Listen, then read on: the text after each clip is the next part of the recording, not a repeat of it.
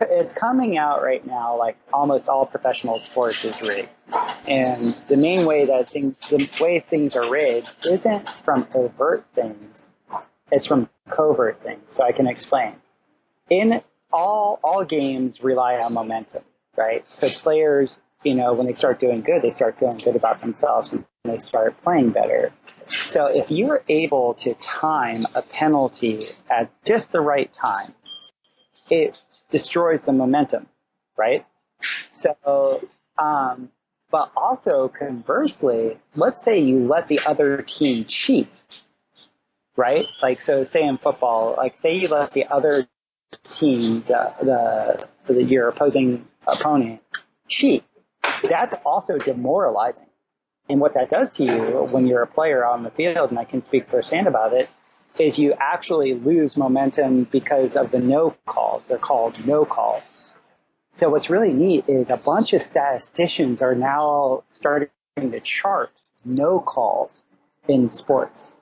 And this is where it's all going to get flipped on its head. It's all going to get flipped on its head because they're statistically irrelevant. And you've never heard this before. Like, people don't talk about this. You always hear about the penalty that was called. But now, this year, they had a massive, massive mess up in the NFC Championship game where there was a blatant, like absolutely blatant penalty that wasn't called. And it was a no call. But it was a no call that was obvious. And now, like, people are livid. There's, like, lawsuits. And you've got all these statisticians now looking at, like, how many times in a game does the no call actually affect the outcome of a game? And I think what this is going to do, and this is where the whole bread and circus thing starts to go away. I mean, the bread thing has been known for a while with all the chemicals like that. They've been poisoning that for a long time. But now the circus thing is going to start to go away. And you're going to get a lot of disenfranchised men because the way they've been able to curtail men is, through a bunch of propaganda, but also get them into sports, like get their focus completely, invested into sports all the time. Well, once their sacred cow, the NFL and the NHL and the NBA goes away, and they know it's just essentially WWE wrestling. And by the way, when I say this, I'm saying this from a player's perspective. I think the players play their off. But the no calls, the referee class, which is a great analogy to the minion class of the policymakers, I think this whole thing is just it's gonna blow up, and we don't have more than 5 years. This is interesting, Christopher, because what you're saying for me makes a lot of sense, and it's very important because some people will say that professional sports is rigged, and they'll point to the players and all of this, and which makes it a little more difficult to get your head wrapped around because you have to think to yourself, all right, so the more people you have conspiring, the more difficult it is to manage, right? So I think what I hear you saying is these penalties when they're called, I mean, all it really takes is the referees or the umpires in the game, in the case of baseball, to make a certain call or not make a certain call at a certain point in order to change the momentum and then thus change the likely outcome of the game. So you just need a couple of people, a few people to be participating in this in order to steer the game. Am I hearing that right? Absolutely. It's just like you don't need to control the voting populace, so you just need to control the people who count the votes. Yeah, right. It's the same thing with referees. Like, the referee class is all you have to have in your pocket, and you don't even need to have them all in your pocket. Right. It's that simple.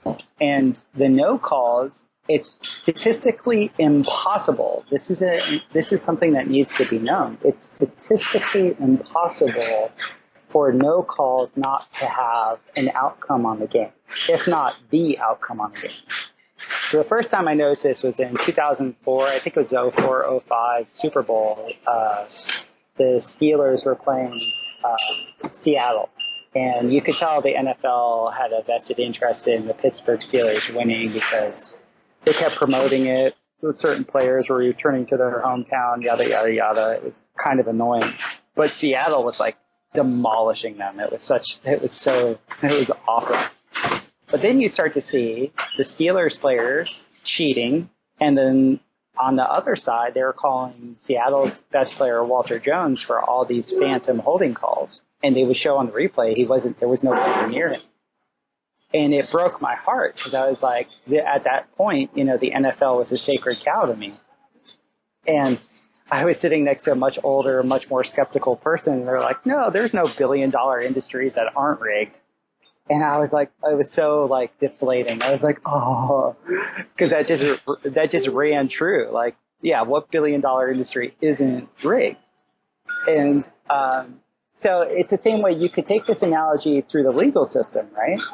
Like you have people that get no calls. Like you get the minion class of people that they'll do something illegal, but there's a no call. The refs don't call them on it. But then you have the peasant class. They do something, minor or insignificant or whatever, and then they get the penalty. It's like this analogy goes through and through, man. It's like, it's insane. And so I think this is really going to come to the forefront of people's consciousness. I think people are really going to start to wake up to the no calls. And then once you let go of your sacred cows and okay, this is on me to be dignified. This is on me to make this happen. Then that wave of empowerment actually changes things. The person that told you that these $1 million or $1 billion entities, they have to be controlled. They have to be. They're not going to leave very much, if anything, to chance. No, nothing. And I'm just like I was a huge space fan, and that was a sacred cow I had to let go. I had to let go of professional sports too. Like that was something, you grow up as a young man in the United States, and that's that's revered more than anything. And, had to let that go too. Yeah, I had to let it go as well. I mean, I was a huge baseball fan. I used to, I loved the New York Mets, and I was a big Giants fan, the NFL Giants, not the San Francisco Giants. And I just walked away from it, Christopher, many, many years ago. I just got very tired of, I don't know, it just seemed like a waste of my time. That's what happened. It just became very obvious to me that I had better ways to spend my time than to sit there and watch sports. I don't mind watching it. I was a very good athlete too growing up when I was back in high school and into my college years and stuff like that. But, and I can enjoy a good game. I like watching a good amateur game, to be honest with you. The professional level, I don't know. It's a big turnoff to me.